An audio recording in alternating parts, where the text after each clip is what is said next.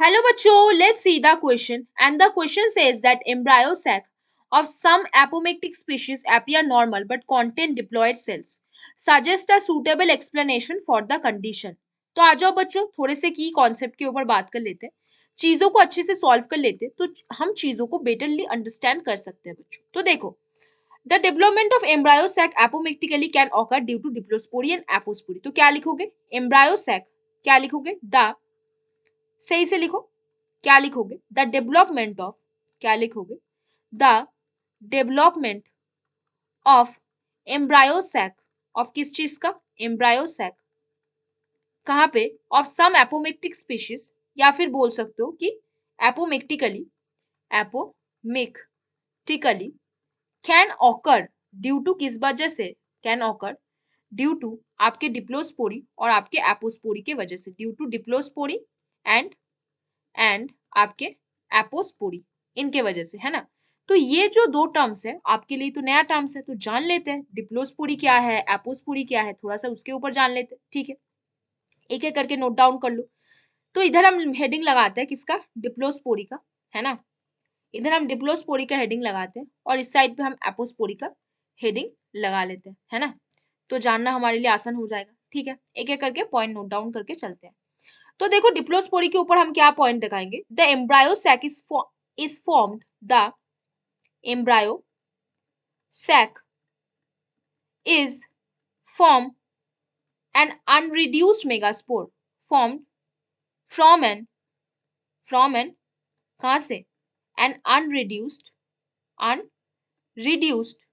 कौन से चीज से? unreduced megaspore से। एक unreduced megaspore से बना है हमारा embryo sac. Hence all component of the embryo sac, hence क्या होगा?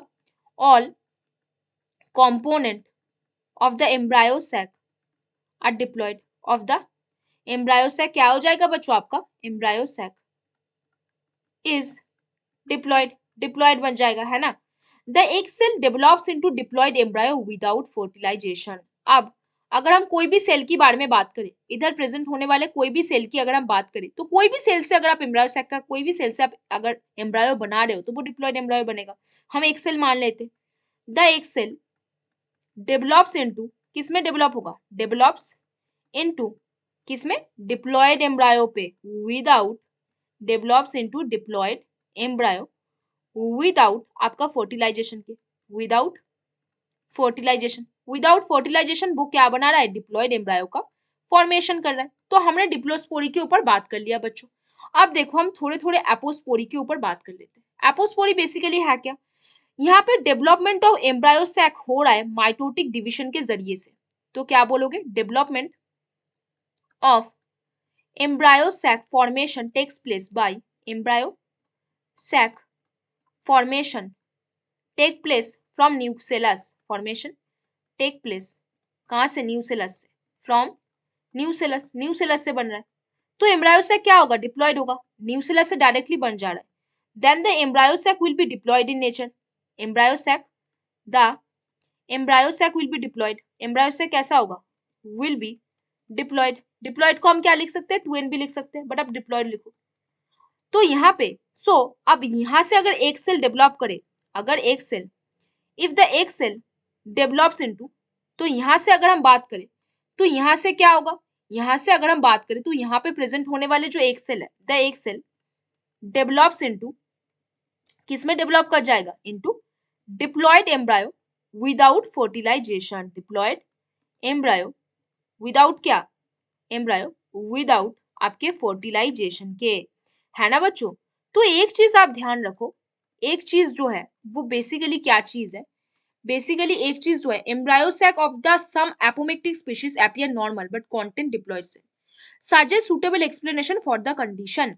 एम्ब्रायो सैक जो होगा अगर वो एपोमिक्टिकली बन रहा है तो वो डिप्लॉयड बन सकता है। वो क्या बन सकता है? वो डिप्लॉयड बन सकता है। क्यों बनेगा? क्यों बनेगा? क्योंकि डिप्लोस्पोरी और एपोस्पोरी होगा। डिप्लोस्पोरी में क्या होगा? जो एम्ब्रायो सैक है वो अनरिड्यूस्ड मेगास्पोर से बन रहा है ना।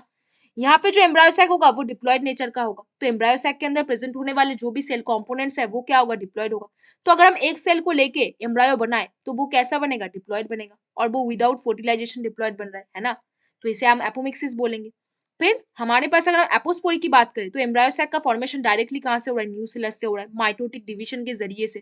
तो एम्ब्रायो सैक कैसा बनेगा, डिप्लॉइड बनेगा, है ना बच्चों। तो एम्ब्रायो सैक के अंदर प्रेजेंट होने वाले सारे सेल कंपोनेंट्स कैसा होगा, डिप्लॉइड। तो एक सेल जो प्रेजेंट है एम्ब्रायो सैक के अंदर वो भी कैसा होगा, डिप्लॉइड एम्ब्रायो का फॉर्मेशन करेगा। और ये जो एम्ब्रायो बन रहा है वो विदाउट फर्टिलाइजेशन बन जा रहा है। तो बच्चों हमने यहाँ पे बात किया कि कैसे एम्ब्रायो सैक डिप्लॉइड सेल बनाता है विदाउट विदाउट इसमें कोई भी स्टेप हुआ बगैर। इस डायरेक्टली एपोमिक्सिस के जरिए से एपोमिक्टिकली कैसे वो डिप्लॉयड बन जा रहा है वो भी हम यहाँ पे बात कर लिए बच्चों, हमने इसको अच्छे से एक्सप्लेन किया। तो बच्चों hope you understand the question very well. Best of luck बच्चों।